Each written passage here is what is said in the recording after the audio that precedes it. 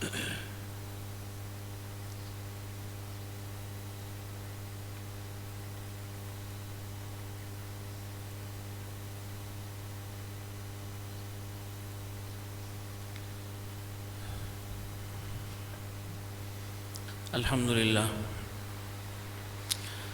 لله الذي لم يزل عالما قديرا حيا قيوما سميعا بصيرا، والصلاة والسلام على رسوله أرسله إلى الناس كافة بشيرا ونذيرا وداعيا إلى الله بإذنه وسراجا منيرا، وعلى آله وأصحابه وأهل بيته كثيرا كثيرا. أما بعد، فأعوذ بالله من الشيطان الرجيم. بسم الله الرحمن الرحيم.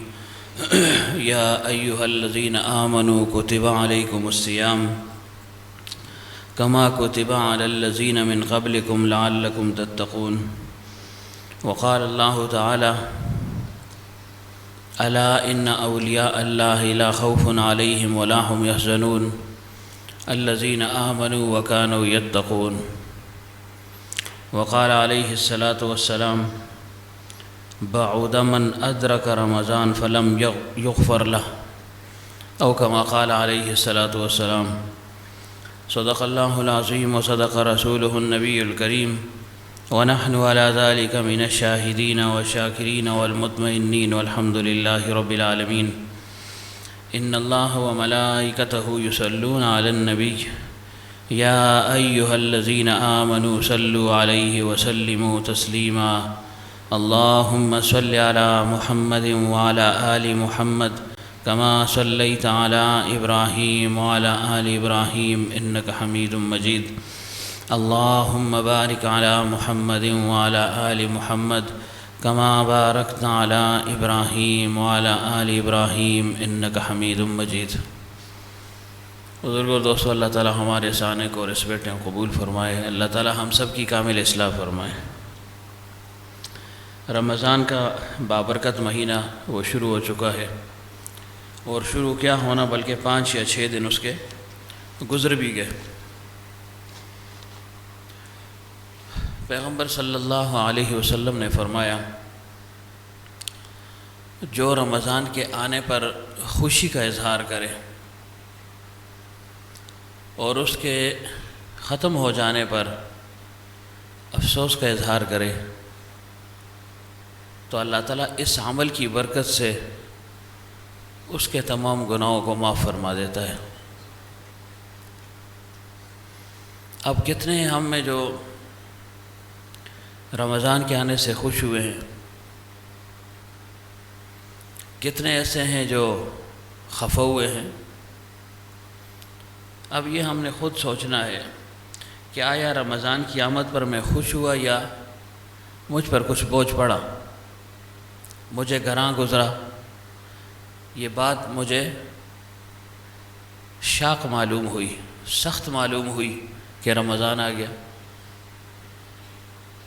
کون خوش ہوا ہے؟ عبد الوحید خوش ہوا ہے؟ ایسے پھر پھنس گیا. تو دیکھیں، طبعاً تو کوئی راضی نہیں ہے نا. یعنی طبیعت کے لحاظ سے کوئی بھی رمضان کی آمد پر خوش نہیں ہوتا. کیوں؟ اس کی وہ سختی ہمیں معلوم ہے.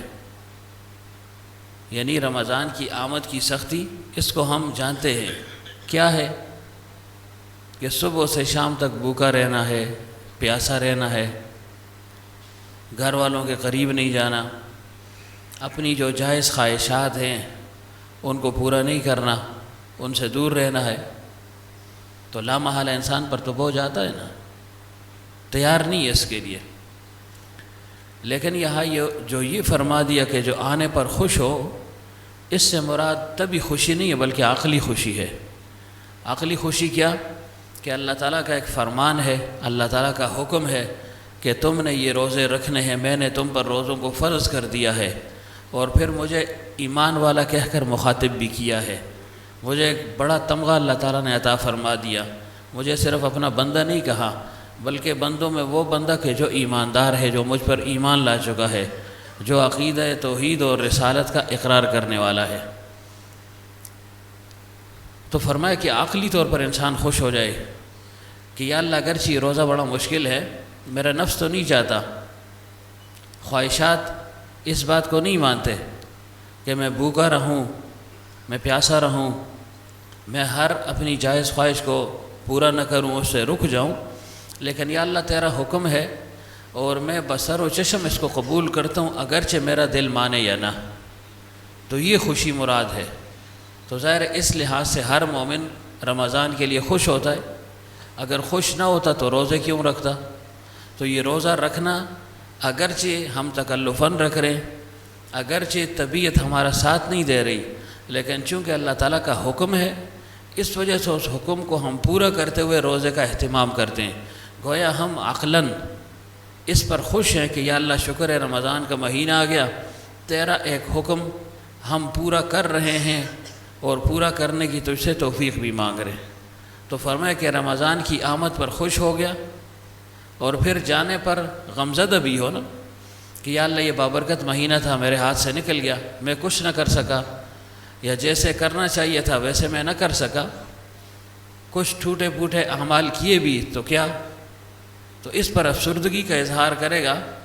تو فرمائے آمد پر بھی اور جانے پر بھی، اب یہ کتنے معمولی سے عمل ہیں، دل کا ایک عمل ہے نا، یعنی اس کا ایسے سمجھنا ارادے کے ساتھ عمل ہے نا، یعنی یہ تعلق ہے، اب یہ عمل ہم نے کیا نہیں ہے، روزے شروع کیے نہیں ہیں، لیکن پہلے سے ہی دل میں ایک جذبہ پیدا ہو گیا کہ یا اللہ شکر ہے رمضان آ گیا، تو فرمائے اس جذبے پر اللہ تعالیٰ اس کے تمام گناہوں کو معاف فرما دیتا ہے۔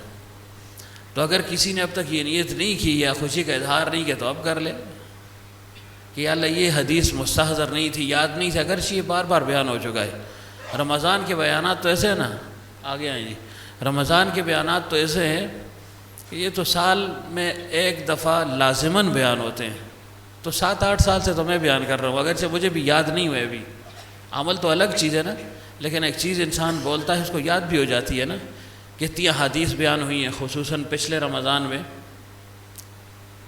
لیکن یاد ہمیں پھر بھی نہیں ہے۔ تو چلو اگر نہیں یاد تو یاد ہو جائیں گی نا، اس سے انسان کے دل کے اندر جذبہ پیدا ہوتا ہے، عمل کی تڑپ پیدا ہو جاتی ہے، ورنہ کسی اور موضوع پر بھی انسان بات کر سکتا ہے، منع نہیں ہے، لیکن چلو ابتدا تھی، میں نے کہا کہ مرور ہو جائے، استحضار ہمیں حاصل ہو جائے کہ رمضان کا بابرکت مہینہ شروع ہو گیا ہے، اور اس کا حق تاکہ ہم ادا کرنے کی حت المقدور کوشش بھی کریں۔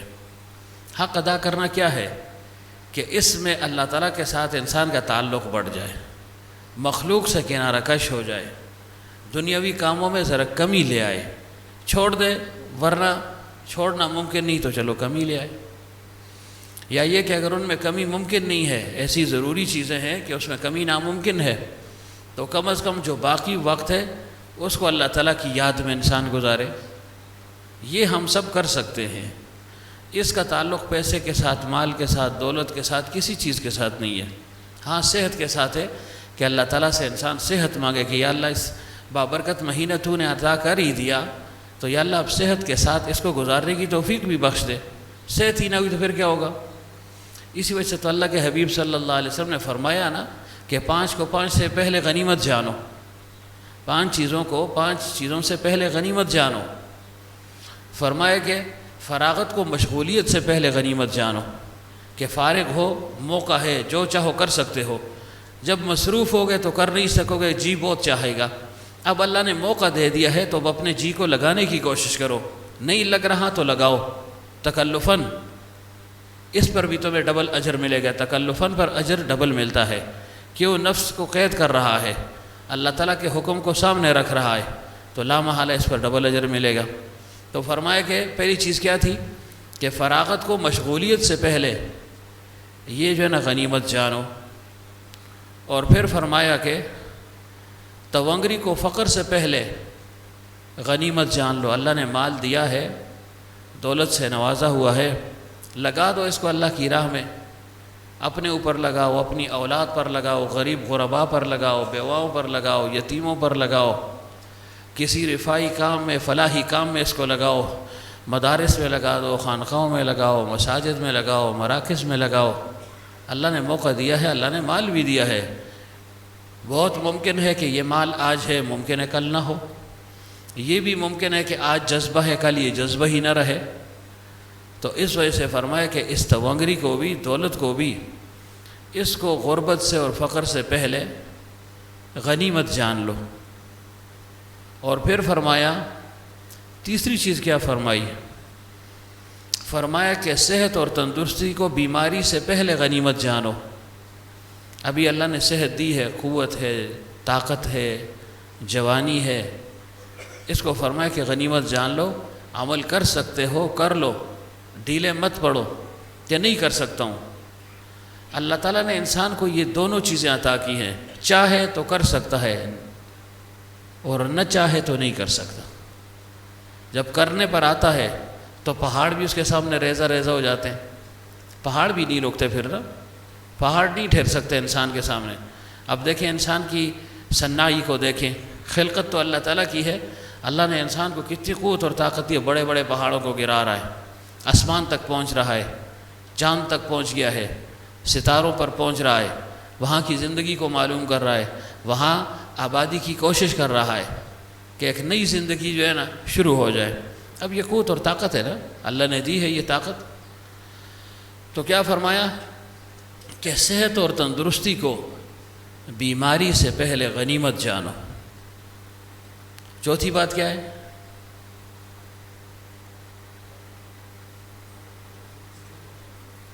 اس کے علاوہ اچھا جوانی ٹھیک ہے، وہ تو اسی میں آ گیا نا، تو 4 ہو گئی نا، یعنی جوانی کو بڑھاپے سے پہلے غنیمت جانو۔ صحت بھی ہے اور جوانی بھی ہے، دونوں نعمتیں ہیں نا۔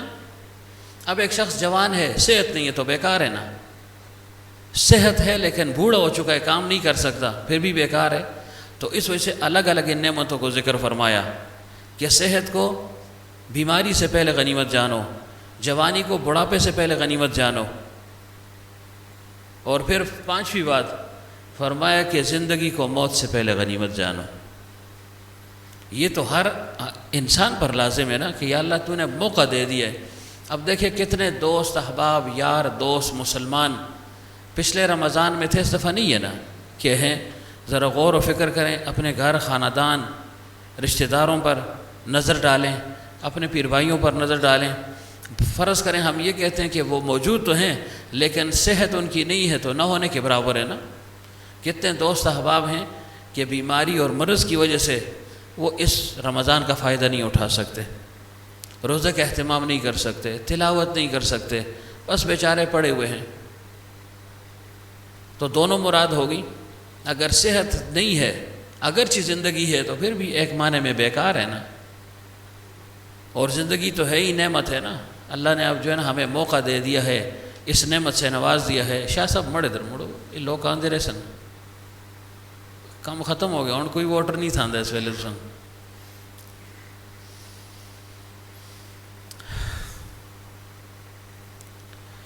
تو کیا عرض کر رہا تھا جی کہ زندگی کو موت سے پہلے غنیمت جانے، یہ اللہ نے موقع دے دیا ہے، عمل کا موقع ہے، اللہ نے ایک اور موقع دے دیا، یہ سمجھ جائیں۔ 1 سال گزر گیا، 2 گزر گئے، 3 گزر گئے، کتنے ہم میں سے ہیں کہ جنہوں نے 15 20 30 سال سے جو ہے نا روزے کا اہتمام کیا ہوا ہے۔ بعض ایسے ہوں گے کہ جن کا پہلا یا دوسرا سال ہوگا، تیسرا ہوگا، چوتھا ہوگا، لیکن عمومی طور پر 15 20 سال والے ہیں نا سب، بلکہ اس سے بھی زیادہ ہیں، 40 سال والے بھی ہیں۔ تو اللہ تعالیٰ نے ایک اور موقع دے دیا ہے کہ اب بھی سدھر جاؤ، میری بخشش کے دروازے کھولے ہیں، میری رحمت کی انتہا نہیں ہے، بخشش مانگنا چاہتے ہو، بخشوانا چاہتے ہو، سرٹیفکیٹ تمہیں چاہیے تو یہ مہینہ پھر شروع ہو گیا ہے، رحمتوں کا مہینہ پھر تمہارے اوپر عود کر آیا ہے، لوٹ آیا ہے۔ گویا یہ عید ہے نا، عید سے کیا مراد ہے؟ ایک چیز، ایک خوشی کا بار بار لوٹنا، عید کا یہی مراد ہے نا کہ ایک سابقہ ایک خوشی تھی وہ دوبارہ لوٹ آئی۔ تو یہ رمضان بھی تو عید ہی ہے نا۔ کیوں عید ہے؟ کہ ظاہراً تو اس میں کلفت ہے، تکلیف ہے، مشقت ہے، لیکن اس کے بدلے میں جنت ملتی ہے، جنت کا پروانہ مل رہا ہے، اللہ کی رضامندی حاصل ہو رہی ہے، اعلان ہو رہا ہے، اور ساری مخلوق پوری کائنات اس مومن اور مسلمان کی طرف متوجہ ہے، اس کے لیے دعائیں مانگ رہی ہے، چاہے وہ مچھلیاں ہیں، چاہے وہ بحری مخلوق ہے، چاہے بری مخلوق ہے، چاہے خشکی کی ہے چاہے تری کی ہے، اب وہ دعا مانگ رہے ہیں۔ ہم چاہیں یا نہ چاہیں، لیکن اللہ تعالیٰ نے معمور فرما دیا کہ دعائیں کرو ان لوگوں کے لیے۔ کن لوگوں کے لیے؟ جو روزے کا اہتمام کرتے ہیں۔ لیکن روزہ بھی تو ہو نا، قاعدے کے مطابق ہو، ضابطے کے مطابق ہو، جیسے فرمایا گیا ویسا روزہ ہو۔ اگرچہ ویسے ہم نہ بھی رکھ سکیں، لیکن کوشش بہرحال ہم پر لازم اور ضروری ہے، کوشش بہرحال لازم ہے۔ ورنہ اللہ فرماتے صرف روزہ رکھو، بس روزہ رکھو، لیکن فرمایا نہیں کتب علیکم، ہم نے تم پر روزے کو فرض کر دیا ہے، لازم کر دیا ہے، کم، تم پر۔ یہ نہیں کہ بس صرف جو ہے نا منہ بند کر دو روزہ پورا ہو جائے گا، گویا یہ روزہ تمام 5 فٹ کے جسم پر ہے۔ اس 5 فٹ کے جسم میں جو عضو ہمارے استعمال میں ہے، جس کو ہم استعمال کرتے ہیں، کر سکتے ہیں، اختیار دیا اللہ نے، تو فرمایا اس پر بھی روزے کو لاگو کرو۔ کیا مطلب؟ کہ صرف یہ نہیں کہ تمہاری زبان، تمہارا منہ کھانے سے بند ہو جائے، پینے سے بند ہو جائے، رکاوٹ آ گئی، آپ نے جو ہے نا روک لگا دی کہ میں کھاؤں گا نہیں، پیوں گا نہیں، یہ روزہ ہے؟ فرمایا نہیں، پورے جسم کا روزہ ہے، آنکھ کا بھی روزہ ہے، آنکھ سے غیر محرم کو نہیں دیکھنا، ورنہ روزے کا تحقق ثابت نہیں ہوگا، روزے کی حقیقت ختم ہو جائے گی۔ کان کا بھی روزہ رکھنا ہے، اس سے گانے بجانے نہیں سننے، کسی کی غیبت کو نہیں سننا، غیر محرم کی آواز کو نہیں سننا، گانے بجانے کو نہیں سننا۔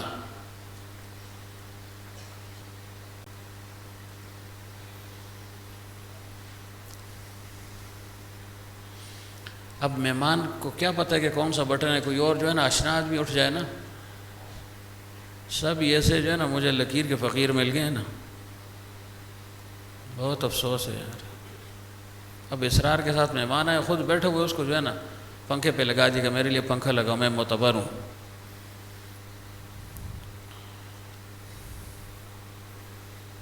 کیا کیا جائے؟ تو کیا عرض کر رہا تھا کہ کان کا بھی روزہ ہے۔ تو یہ سوچیں یہ 5 دن ہم نے کان کا روزہ رکھا ہے، اگر غیبت کو نہیں سنا، گانوں کو نہیں سنا، اچھا جی اسی طرح چغلی سے اپنے آپ کو بچایا، اس کان کو بچایا ہے، غیر محرم کی آواز سے اپنے آپ کو بچایا ہے، پھر تو ہم کہہ سکتے کہ میرا کان کا بھی روزہ تھا۔ یا زبان کو غلط استعمال نہیں کیا، وہ قربان میں اس کو استعمال نہیں کیا، گانا بجانا اس میں استعمال نہیں کیا، زبان کو غیبت اور جھوٹ اور چغل خوری سے اس زبان کو محفوظ رکھا ہے، تو پھر ہم کہہ سکتے ہیں کہ ہاں میری زبان کا بھی روزہ تھا۔ تب پتہ لگے کہ واقعی روزہ رکھا ہے یا نہیں۔ اور اسی طرح آنکھ کو صحیح استعمال کیا یا نہیں، اس کو تلاوت کلام پاک کے، اللہ تعالیٰ کے کلام کو دیکھنے میں صرف کیا ہے، اللہ والے کی زیارت میں اس کو صرف کیا ہے، والدین کو دیکھنے پر صرف کیا ہے، یا اپنے آپ کو مسجد اور خانقاہ اور مرکز میں مقید کر کے اس آنکھ کی حفاظت میں نے کی ہے؟ اگر کی ہے تو واقعی بھی یہ روزہ کہلانے کے قابل ہے، اگر نہیں ہے تو پھر براہ نام روزہ ہے، پھر بس صرف نام کا روزہ ہے، فریضہ تو ساقط ہو جائے گا، یہ نہیں پوچھا جائے گا کہ روزہ رکھا یا نہیں رکھا، لیکن جو اس پر انوارات و برکات مرتب ہونے وہ نہیں ملیں گے۔ یہ بھی ہم حنفیوں کے ہاں، اگر حنابلہ کو لے لیں، امام احمد بن حنبل رحمۃ اللہ علیہ کے مذہب کو، تو ان کے ہاں غیبت سے روزہ ٹوٹ جاتا ہے۔ تو غیبت تو ہم دن رات لگے رہتے ہیں، وائی تباہی، اور پھر فحش گوئی بھی بہت زیادہ ہوتی ہے رمضان میں، ہونی نہیں چاہیے، لیکن عام دنوں سے زیادہ اس میں جو ہے نا زبان چل پڑتی ہے۔ کیوں؟ تھکاوٹ ہوتی ہے، پیاس ہوتی ہے، بھوک ہوتی ہے، اوپر سے ظاہر خلاف تب باتیں جو ہے نا پیش آ جاتی ہیں، تو لا محالہ زبان کھلتی ہے پھر، اور جب کھلتی ہے تو زبان تو ہمارے کنٹرول میں ہے نہیں، تو فواحشات جو ہے نا زبان سے نکلتے ہیں، بکتے رہتے، پھر اتنی گالیاں ہم 11 مہینے میں نہیں دیتے ہوں گے جتنی گالیاں اس 1 مہینے میں جو ہے نا دے دیتے ہیں، چاہے وہ اولاد ہو، بیوی ہو، کوئی بھی ہو، کسی کے ساتھ بھی معمولی سی انبن ہوگی نا، بس جو ہے نا 2 سنا دیتے ہیں۔ تو اب اس پر کیا ملے گا ہمیں؟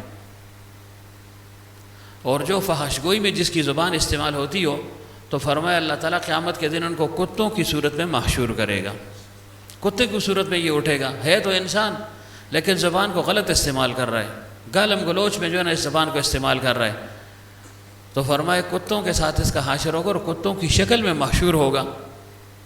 زبان اس کی باہر نکلی ہوگی، زبان چری ہوئی ہوگی اس کی، اور خون اور جو ہے نا اس سے بہہ رہا ہوگا، بدبو اس کے منہ سے جاری ہوگی، تعفن اتنا ہوگا کہ لوگ پریشان ہو جائیں گے کہ یا اللہ یہ کون ہے، اس کو کس عذاب میں تو نے مبتلا کر دیا اور کس وجہ سے یہ اس عذاب میں مبتلا ہوا۔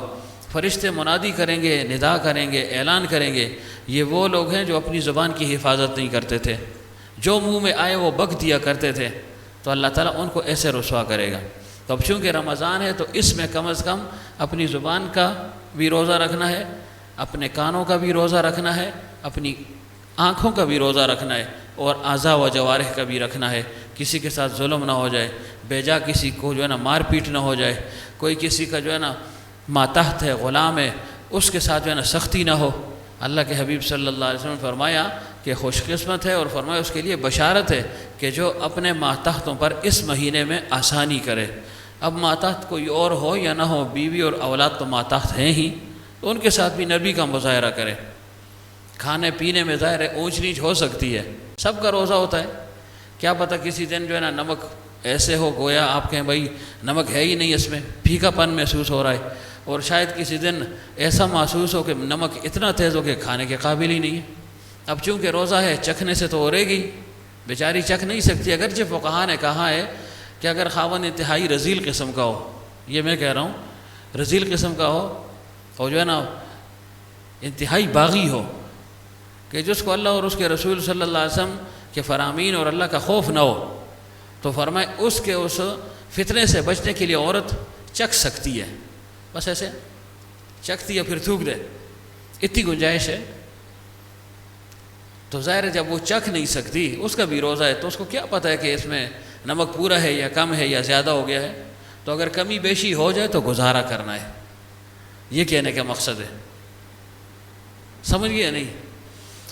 تو بہرحال روزہ سب کا ہے، اور لیکن مردوں کا پھر خاص ہے کہ اس نے اپنے سارے جسم پر اس روزے کو لاگو کرنا ہے تاکہ اللہ تعالیٰ کا قرب حاصل ہو جائے نا۔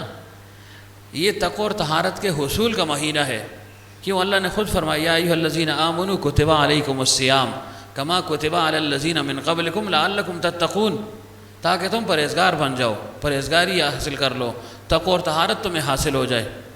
یہ غرض و غایت ہے نا، کس لیے روزہ رکھ رہے ہیں؟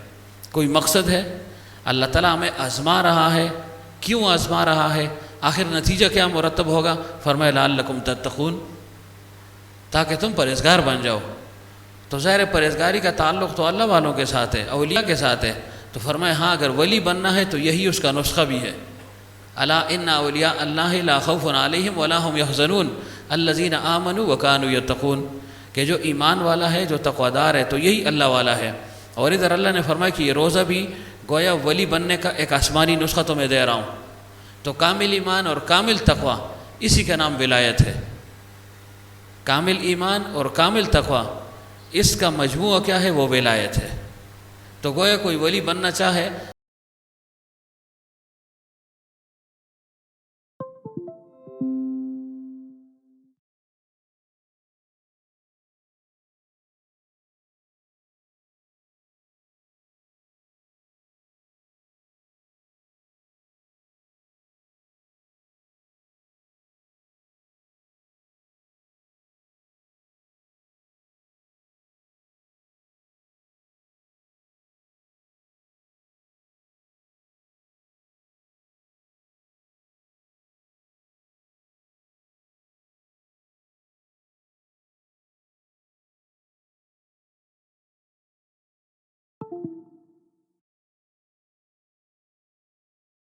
نا وہ ہمیں اکساتے ہیں، لیکن بڑے بڑے شیاطین کو اللہ تعالیٰ نے فرشتوں کو حکم دے دیا ہے ان کو زنجیروں میں جکڑ کر دریا میں پھینک دو۔ اب وہ سمندر میں پڑے ہوئے ہیں، اللہ کے حبیب صلی اللہ علیہ وسلم کا فرمان ہے۔ اللہ تو ویسے بھی جکڑ سکتا تھا، لیکن انسان کو مطمئن کرنے کے لیے، کیوں؟ انسان کی اپنی ایک طبیعت ہے، اللہ نے انسان کو پیدا کیا، اس کی طبیعت بھی ہے نا۔ تو اگر ہم ویسے کہتے ہیں بھائی فلاں کو پھینک دیا، تو دل میں آ سکتے پتہ نہیں پھینکا یا نہیں، کیا پتہ نکلنا ہے، تو فرمایا زنجیروں میں جکڑ دو اور پھر ان کو پھینک دو تاکہ کسی لحاظ سے بھی رہائی کی صورت ہی نہ ہو۔ خوب تسلی دی ہے اللہ تعالیٰ نے کہ دیکھو شیاطین کو ہم نے قید کر دیا ہے، سرکش شیاطین کو۔ اب بھی اگر تم جو ہے نا تقوی اور طہارت کو حاصل نہیں کرتے ہو تو تم پر اتمام حجت ہو گئی ہے، بس اب اور کوئی راستہ نہیں ہے، اور نہ کوئی بزور تمہیں تقویدار بنا سکتا ہے۔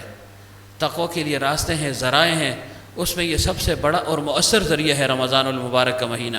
حضرت فرمایا کرتے تھے یہ ایک مہینہ اگر قاعدے کے مطابق، سلیقے کے مطابق، نظم و ضبط کے مطابق انسان گزار دے تو یقیناً اس کو ولایت حاصل ہو جاتی ہے۔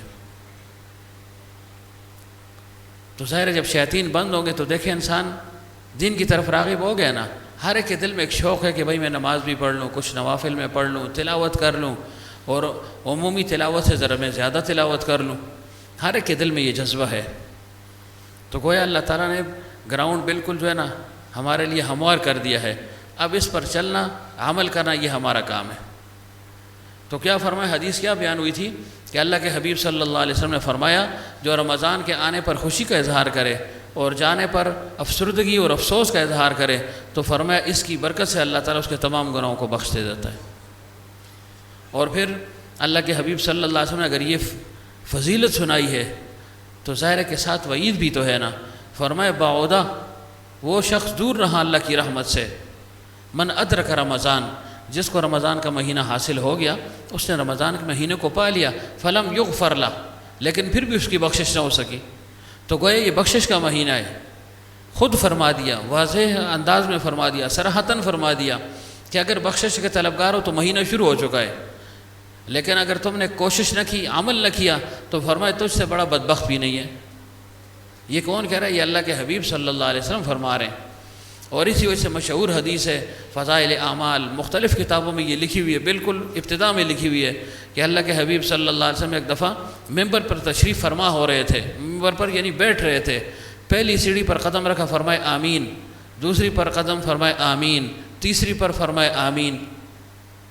پھر بیان ہو گیا، واعظ ہو گیا، باتیں ہوئیں۔ جب مجلس برخاست ہو گئی تو صحابہ نے پوچھا اللہ کے رسول صلی اللہ علیہ وسلم آج ہم نے ایسی بات آپ سے سنی جو اس سے پہلے سننے میں نہیں آئی، یعنی خلاف معمول۔ جب آپ ممبر شریف کی طرف جا رہے تھے، بیٹھ رہے تھے، تو آپ نے 3 مرتبہ آمین آمین آمین فرمایا۔ پتہ نہیں کون تھا، کس کے ساتھ آپ مخاطب تھے، کون تھا مخاطب؟ متکلم تو آپ تھے لیکن جس سے مخاطب تھے وہ نظر بھی نہیں آ رہا تھا، اور یہ معاملہ کیا تھا، کیا ماجرا تھا؟ اللہ کے حبیب صلی اللہ علیہ وسلم نے فرمایا کہ جب میں ممبر پر پاؤں رکھ رہا تھا، بیٹھ رہا تھا، جب پہلی سیڑھی پر پاؤں رکھا تو جبریل امین آئے اور مجھ سے کہا کہ اللہ کے رسول صلی اللہ علیہ وسلم تباہ ہو جائے، برباد ہو جائے وہ شخص جس پر، یعنی وہ شخص برباد ہو جائے کہ جس کے سامنے اس کے والدین بڑھاپے تک پہنچ جائیں اور وہ یعنی ایک یا دونوں، اور وہ ان کی خدمت کر کے جنت حاصل نہ کر لے۔ تو میں نے کہا آمین۔ جبریل امین نے بددعا کی اور میں نے آمین کہہ دی۔ گویا 2 سرداروں کی بددعا لگ گئی، ایک نے بددعا کی، دوسرے نے تائید کی آمین کے ذریعے سے۔ اور پھر فرمایا کہ تباہ ہو جائے اور برباد ہو جائے وہ شخص۔ کون سا شخص؟ ماشاءاللہ ستے دن سارے، کون سا؟ شکر ہے جاگ کے رہو۔ فرمایا کہ تباہ ہو جائے، برباد ہو جائے وہ شخص جس کے سامنے آپ کا نام لیا جائے اور وہ آپ پر درود نہ پڑھے۔ اللہم صلی علی سیدنا و مولانا محمد النبی الامی وعلی آلہ وسلم تسلیما، کہ نام آ گیا اور اس کی زبان بند ہو گئی، اتنا نہیں کہہ سکتا صلی اللہ علیہ وسلم یا صلی اللہ علیہ وسلم، دونوں ٹھیک ہیں۔ اللہم صلی علی محمد یہ بھی کافی ہے، صلی اللہ علی النبی الامی یہ بھی ہے، یعنی قدر مشترک کیا ہے؟ درود ہے۔ تو فرمایا درود اس کے منہ سے نہ نکلے، زبان بند رہے۔ تو فرمایا کہ جبریل نے کہا اللہ تعالیٰ اس کو تباہ و برباد کرو، اور میں نے کہا آمین۔ تو اس کے لیے بھی تباہی کی دعا فرمائی، بد دعا ہوگی اس کے لیے۔ اور تیسرا فرمایا کہ جب میں تیسری سیڑھی پر میں قدم رکھ رہا تھا، بیٹھ رہا تھا، تو جبریل امین نے فرمایا اللہ کے رسول صلی اللہ علیہ وسلم تباہ ہو جائے، برباد ہو جائے وہ شخص جس پر رمضان کا مہینہ گزر جائے اور اس کی مغفرت نہ ہو۔ تو میں نے کہا آمین۔ تو گویا ان 3 اشخاص کے لیے خصوصیت کے ساتھ بد دعا کی گئی ہے، باوجود شفقت کے، باوجود شفیق ہونے کے امت پر، لیکن اس موقع پر معاف نہیں کیا۔ کیوں؟ مہینہ ہی اتنا بڑا ہے نا۔ پیغمبر صلی اللہ علیہ وسلم نے فرمایا شعبان شہری، شعبان میرا مہینہ ہے، وہ رمضان شہر اللہ، اور رمضان کا مہینہ فرمایا یہ اللہ تعالیٰ کا مہینہ ہے۔ اللہ نے خود فرمایا کہ رمضان میرا مہینہ ہے، رمضان شہری۔ تو ظاہر جب اللہ تعالیٰ اتنے بڑے ہیں اتنی عظیم ذات ہے، تو جس مہینے کو نسبت وہ حاصل ہو جائے تو اس مہینے کی عظمت کتنی بڑی ہوگی، کتنا عظیم وہ مہینہ ہوگا، اس کو کتنا بڑا شرف حاصل ہو گیا، کیوں نسبت ہی عجیب حاصل ہوگی نا کہ اللہ نے فرمایا یہ مہینہ میرا ہے، تو ظاہر ہے انسان تو بھی تو میرا ہے، جب مہینہ میرا ہے تو بھی میرا ہے، اور تجھے پیدا کیوں کیا؟ وما خلقت الجن والانس الا لیعبدون، تمہیں صرف اپنی عبادت کے لیے میں نے پیدا کیا، ساری کائنات کو تیرے لیے مسخر کر دیا، چاند کو اللہ نے انسان کے لیے پیدا کیا، سورج انسان کے لیے ہے، بحر بر انسان کے لیے ہے، جمادات ہیں، نباتات ہیں، یہ ساری چیزیں انسان کے لیے ہیں نا، سمندروں کو دیکھیں انسان کے لیے، اللہ کو تو ضرورت نہیں ہے، اس انسان کے لیے اللہ نے ان کو پیدا کیا کہ اس کی ضرورت میں ساری چیزیں آئیں گی، پانی کا یہ محتاج ہے، پہاڑوں کا یہ محتاج ہے، اچھا جی درختوں کا یہ محتاج ہے، سائے کا یہ محتاج ہے، خوبصورتی کا یہ محتاج ہے، گرمی سردی ہے اس سے یہ متاثر ہوگا، تو یہ مختلف چیزیں اللہ نے پیدا کر دی کہ یہ اے انسان کائنات تیرے لیے میں نے بنا دی، تیرے لیے مسخر کر دی، لیکن تجھے صرف اپنی عبادت کے لیے، اب تو نے میری معرفت حاصل کرنی ہے، وما خلقت الجن والانس الا لیعبدون اے لیعرفون، کہ میری معرفت حاصل کرو، تو ظاہر اللہ نے پھر فرما بھی دیا کہ معرفت کا ایک طریقہ یہ بھی ہے کہ یہ رمضان المبارک کا مہینہ ہے، ان 29 یا 30 دنوں کو قاعدے اور ضابطے کے مطابق گزارو تو میری معرفت تمہیں حاصل ہو جائے گی۔ تو اب دیکھنا ہے کہ ہم اس مہینے کو کیسے گزارتے ہیں، 5 دن تو گزر گیا نا، 6ٹھا دن بھی آدھا گزر گیا، تو سوچیں ان 6 دنوں میں وہی جو ہے نا ہماری ترتیب سی جو عام زندگی میں تھی، عام 11 مہینوں کی، یا کچھ اس میں تبدیلی آئی ہے؟ اگر مثبت تبدیلی آئی ہے، آ رہی ہے، تو الحمدللہ اللہ تعالیٰ اس پر ہمیں استقامت نصیب فرمائے، اللہ تعالیٰ مزید توفیق نصیب فرمائے، اور اگر جو ہے نا جیسے تھے ویسے ہی رہ گئے تو پھر ہمیں توبہ طائب ہونا چاہیے، نئے عزم کے ساتھ، ارادے کے ساتھ جو ہے نا آگے بڑھنا ہے کہ اب جو ہے نا میں کسی قسم کی سستی نہیں کروں گا، کیوں؟ پہلا عشرہ ہے، رحمت کا عشرہ ہے، اس میں اللہ کی رحمت عام ہے، ہر ایک پر عام ہے، جو پہلے سے بخشے بخشائے ہیں اور پاک اور صاف ہیں، توبہ طائب ہو چکے ہیں، حالت توبہ میں ہیں، ان کے لیے تو سارا مہینہ پورا سال ہی رحمت ہے نا، لیکن خصوصیت کے ساتھ جو نافرمان ہیں، عاصی ہیں، ان کے لیے رحمت ہے، اللہ ان پر رحمت فرما رہا ہے نا۔ کتنے عاصی ہیں، نافرمان ہیں، جنہوں نے سال بھر نماز نہیں پڑھی ہوگی، یا جمعے کی پڑھی ہوگی، یا عیدین کا اہتمام کیا ہوگا، وہ بھی اس مہینے میں مسجد کا رخ کر لیتا ہے، وہ بھی سر پر جو ہے نا ٹوپی رکھ لیتا ہے، اس بات کا اعلان کرتا ہے کہ الحمدللہ میں بھی مسلمان ہوں، وہ بھی روزے کا اہتمام کرتا ہے، وہ بھی اپنی نیند کو قربان کر کے سحری کے لیے اٹھتا ہے، وہ بھی دن کو جو ہے نا بھوکا پیاسا رہتا ہے، خواہشات سے اپنے آپ کو روک رہا ہے، حالانکہ وہ تھا عاصی نافرمان تھا، تو یہ اللہ کی رحمت تھی، اس کو اپنی طرف کھینچ لیا اللہ نے، تو گویا جو ہے نا وہ رحمت کا عشرہ ہم سے آدھا گزر گیا، 6ٹھا دن ہے، 6ٹھا ہے نا، اتوار پیر منگل بدھ جمعرات جمعہ، 6ٹھا دن ہے، تو 6 دن گویا جو ہے نا وہ نکل گئے، پیچھے 23 دن رہ گئے۔ خوف کتنا ہوتا ہے جی روزہ آئے گا، پتہ نہیں سفر گرمی زیادہ ہوگی یا ٹھنڈ زیادہ ہوگی، دن لمبا ہوگا یا چھوٹا ہوگا، کچھ بھی نہیں ہوتا، اللہ نے انسان کو بہت زبردست طاقت دی ہے، یہ کرنے پر آ جائے نا تو پھر بہت کچھ کر لیتا ہے، اور نہ کرے ڈھیلا ڈالا پڑ جائے تو کچھ بھی نہیں کر سکتا، تو اب قوت دی اللہ نے نا۔ 11 مہینے میں اگر ہمیں کوئی کہے بھائی ویسے ایک روزہ رکھ لو تمہیں جو ہے نا 5000 روپے دیں گے، تو ہم کہیں گے یار مجھ سے جو ہے نا 5 لے لو، تم رکھ لو میری جگہ، کوئی تیار نہیں ہوتا اس کے لیے، لیکن رمضان کا مہینہ ہر ایک اس میں جو ہے نا کوشش کرتا ہے کہ میں کسی نہ کسی لحاظ سے اللہ تعالیٰ کا کچھ نہ کچھ قرب تو حاصل کر لوں نا، لیکن ظاہر ہے جو سلوک کی راہ میں ہو، جو اللہ تعالیٰ کے عشق و محبت کا دم بھر رہا ہو اور اسی مقصد کے لیے جو ہے نا اس نسبت میں وہ جڑ چکا ہو، تو اس کا انداز، اس کا طرز وہ جداگانہ ہونا چاہیے، وہ عام لوگوں سے الگ امتیازی ایک حیثیت اس کو حاصل ہونی چاہیے، عبادت میں بھی، نوافل میں بھی، ذکر میں بھی، تلاوت میں بھی، ہر چیز میں۔ یہ نہ ہو کہ اوکے جی میں نے بھی روزہ رکھا ہے، ایک عام آدمی بھی روزہ رکھ رہے، فائدہ کیا ہوا بھائی؟ تمہیں اتنی بڑی نسبت حاصل ہو گئی ہے تو تم میں اور اس میں فرق ہونا چاہیے نا۔ فرق کیا ہے کہ تمہاری عبادت وہ الگ ہو دوسرے سے، تمہاری عبادت میں امتیاز ہو، تمہاری عبادت میں کمیت کے لحاظ سے بھی جو ہے نا اس میں اضافہ ہو، حجم کے لحاظ سے بھی وہ زیادہ ہو۔ یہ نہیں کہ آسان الفاظ میں کہ ایک عام آدمی ہے وہ بھی تراویح پڑھ رہا ہے، اس نے گھر میں پڑھ لیا، آپ بھی گھر میں پڑھ لیں، وہ اگر جو ہے نا چھوٹی صورتوں کو تلاش کر رہا ہے، ایسی مسجد کو دیکھ رہا ہے، ڈھونڈ رہا ہے، اور آپ بھی جا رہے ہیں، تو اس میں اور آپ میں فرق کیا رہا؟ اگر وہ جو ہے نا مختصر تراویح کا قائل ہے تو آپ ایسی مسجد میں جائیں جہاں ختم قرآن ہو رہا ہو، اگر وہ ختم قرآن والی مسجد میں جا رہا ہے، آپ ایسی جگہ پر جائیں کہ جہاں ذرا زیادہ عبادت ہوتی ہو، ذرا زیادہ اللہ تعالیٰ کے کلام کو پڑھا جا رہا ہو، وہاں جلدی ختم ہو رہا ہو، بلکہ 2 ہو رہے ہوں، بلکہ 3 ہو رہے ہوں، ایسی جگہوں پر جاؤ۔ یہ نہیں کہ جو ہے پاؤں پھر پیچھے کھینچتے رہو کہ نہ جی بڑا مشکل ہے جی، تلا لیٹرین میں 5 ٹائم بہنے کم از کم پیراں پار چنگا زور لگ دے، وہاں کوئی تھکاوٹ نہیں ہے، کوئی مشکل نہیں ہے، کسی نے کوئی جو ہے نا گلہ بھی نہیں کیا، شکوہ بھی نہیں کیا کہ یا اللہ یہ لیٹرین اور میں جو ہے نا یہ مصیبت ہے نا، سارے خوشی خوشی جو ہے نا ایک خوشی کے لیے یا ایک مصیبت کو رفع کرنے کے لیے، ختم کرنے کے لیے اس دوسری مصیبت کو ہم برداشت کر رہے ہیں۔ اب بیٹھنے کی مصیبت برداشت ہو رہی ہے، کتنی گہری نیند ہو، لیکن جب پیشاب کا زور ہو تو آپ جو ہے نا لامحالہ اٹھ کر بھاگتے ہیں۔ کیوں؟ ایک بڑی تکلیف سے اپنے آپ کو بچانے کے لیے تھوڑی تکلیف ہم برداشت کر رہے ہیں۔ تو یہ معاملہ دین کے جو ہے نا کام میں بھی ہونا چاہیے نا۔ دین کے معاملے میں ہم سہولت پسند بن گئے، دنیا کے معاملے میں سہولت کو نہیں دیکھتے، سختی ہو جیسے بھی ہو لیکن کچھ مل رہا ہو، مقصود حاصل ہو رہا ہو تو ہم اس کو برداشت کرتے ہیں۔ تو اس وجہ سے یہ چونکہ خاص مہینہ ہے تو اس میں سستی نہیں کرنی، آگے بڑھنا ہے، عمل کی کوشش کرنی ہے۔ اور اللہ تعالیٰ جو ہے نا رزق بھی بہت دے گا، رزق کے لیے اتنا جو ہے نا اپنے آپ کو کھپائیں بھی نہ کہ آپ کی عبادت ہی متاثر ہو جائے کہ معمول سارا دن صبح 5 بجے سے شروع ہو کر راتی 10 بجے تک کھلتے رہے۔ رمضان ہے سنگیو لوگ مجھ آسن جلسن چنگا کر کے میں نک چھلنے ہوں۔ ہاں جی جو ہے نا اور دنوں میں تم 100 دیتے ہو گاڑی کا 150 دے سو کی روز ہے تو اس سے پھیرے زیادہ لگ دیں، ایسے ہی ہے نا، پھیرے زیادہ لگ دیں جی، تمہیں فائدہ ہو رہا ہے تو مجھے بھی تو دو نا۔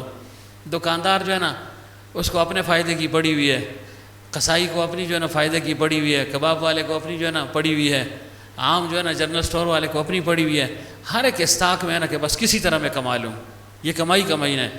حالانکہ کمائی کا مہینہ نیکیوں کے اعتبار سے ہم نے اس کو دنیا پر جو ہے نا چسپاں کر دیا ہے کہ لوگوں کو خوب چھیلیں گے۔ ہاں جی کیلا اگر 100 روپے تو میں 150 میں دوں گا، کیوں؟ زیادہ چل رہا ہے، لوگ زیادہ لے رہے ہیں، مجبوری ہے، لوگوں کی جو ہے نا تمنا بھی ہے، مجبوری بھی ہے۔ دوسرا اللہ تعالیٰ سخاوت کا جذبہ پیدا فرما دیتا ہے رمضان کے مہینے میں، جو نہیں بھی چاہتا وہ بھی چاہتا ہے کہ بھائی کچھ لے جاؤں، چاہے مہنگا ہے چاہے جیسے بھی ہے، لیکن کچھ نہ کچھ لے کر جاؤں گا۔ حضرت فرمایا کرتے تھے کہ رزق کی فراوانی ہو جاتی ہے، ظاہری بھی اور باطنی بھی، باطنی تو ہے ہی ہے، ظاہری بھی جو ہے نا فراوانی ہے نا۔ یہ دیکھیں جو 5-6 دنوں میں ہم نے پکوڑے کھائے ہوں گے اور فروٹ وغیرہ استعمال کیا ہوگا، کسی نے چاٹ کا اہتمام کیا ہوگا، فروٹ چاٹ کا اہتمام کیا ہوگا، شربت کا اہتمام کیا ہوگا، جوس کا اہتمام کیا ہوگا، تو یہ 11 مہینوں میں ہم کرتے ہیں؟ کب کرتے ہیں؟ اگر کرنے بھی لگ جائیں تو جو ہے نا سارے اکھیاں کٹ دیں کارالی پہ چاہیے ردیخ تو خیال نہیں کہ میں کتنی مشکل نال کمانا، لیکن اس مہینے میں ہر ایک کے تیار لگاؤ، خیر ہے، کچھ نہیں ہوتا۔ تو ظاہری فراوانی بھی ہے،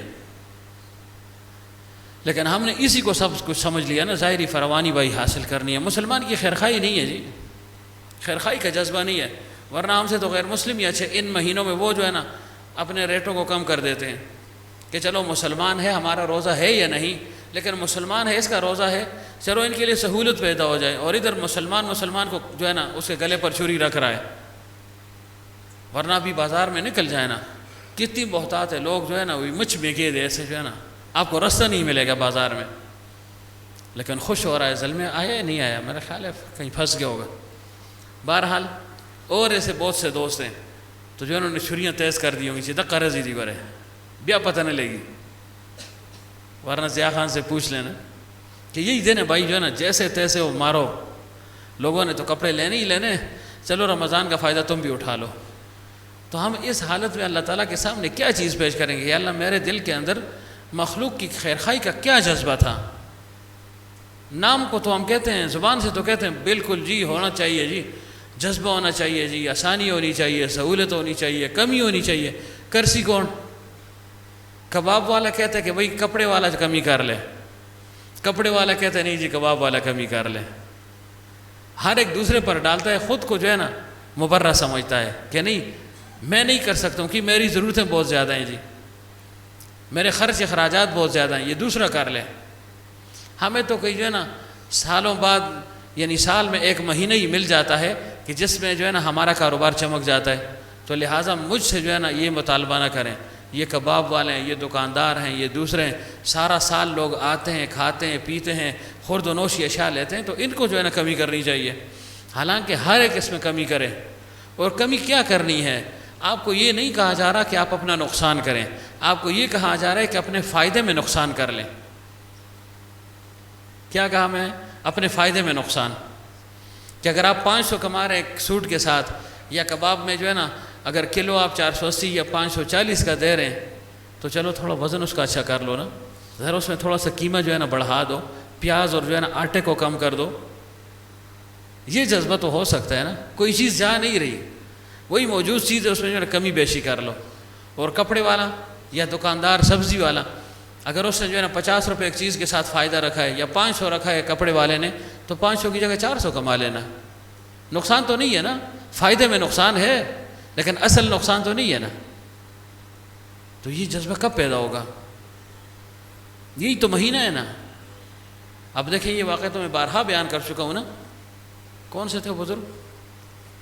سری سختی رحمۃ اللہ علیہ تھے، کہ جو کاروبار بھی کیا کرتے تھے۔ کوئی چیز انہوں نے بازار سے خریدی 60 روپے میں، اس وقت کے حساب سے 60 دینار میں، اور پھر اپنے لیے نفع متعین کر دیا 3 روپے، کہ میں یہ چیز 63 روپے میں بیچوں گا، 63 جس کو آپ کہتے ہیں، 63 روپے میں یہ بیچوں گا میں۔ اب خدا کی قدرت، جب انہوں نے وہ مال لے لیا، اچانک اس کا ریٹ جو ہے نا بڑھ گیا، قیمت بڑھ گئی۔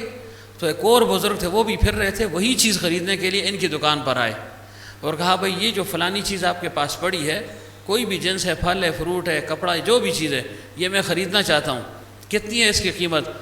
تو بزرگ نے فرمایا کہ بھائی 63 روپے، 60 کی جو ہے نا خرید ہے، 3 روپے نفع میں نے رکھا ہے۔ اس نے کہا شاید تمہیں علم نہیں ہے، اس کا ریٹ تو بڑھ چکا ہے، 90 روپے تک پہنچ چکا ہے۔ تو کیسے نہیں خبر؟ تو نے 60 میں تو لیے لیکن ریٹ بڑھ گیا، 90 ہو گیا ہے۔ اس نے کہا چاہے 90 ہو چاہے 100 ہو، میں نے لیے 60 میں، میں 63 میں دوں گا، مجھے تو فائدہ مل رہا ہے نا۔ اس نے کہا دیکھو عجیب آدمی ہو۔ تو اس شخص نے، بیچنے والے نے کہا میں نے تہیہ کی ہے کہ میں کسی مسلمان کے ساتھ ظلم نہیں کروں گا، میں نے اپنے دل میں مسلمان کی خیرخواہی کا جذبہ رکھا ہوا ہے، فائدہ مل رہا ہے 3 روپے، تو مجھے کیا ضرورت ہے کہ میں 90 روپے میں بیچوں؟ یہ تو زیادتی اور ظلم ہے مسلمان کے ساتھ، فائدہ اگر نہ ہوتا پھر تو بات تھی۔ اور دوسرے بزرگ انہوں نے فرمایا میں نے بھی تہیہ کر رکھا ہے کہ میں کسی کو نقصان نہیں پہنچاؤں گا، چیز 90 کی ہے تو میں 63 میں کیوں لوں؟ یہ جذبہ تھا ان لوگوں کا۔ تو پھر اللہ کی رحمتیں برس رہی تھی نا۔ ایک کہہ رہا ہے کہ میں جو ہے نا بڑھا کر نہیں دوں گا، کیوں؟ چیز کم میں لی ہے، اور دوسرا کہہ رہا ہے میں کم لوں گا نہیں کیونکہ اصل قیمت بڑھ گئی ہے۔ اب اسی مناظرے میں ایک نے کہا کم دوں گا، دوسرے نے کہا لوں گا نہیں، بس مال ادھر رہا، بس گیا اس مینا کے اندر، اور دوسرے نے کہا میں دیتا نہیں ہوں۔ ہم ایسے کرتے ہیں۔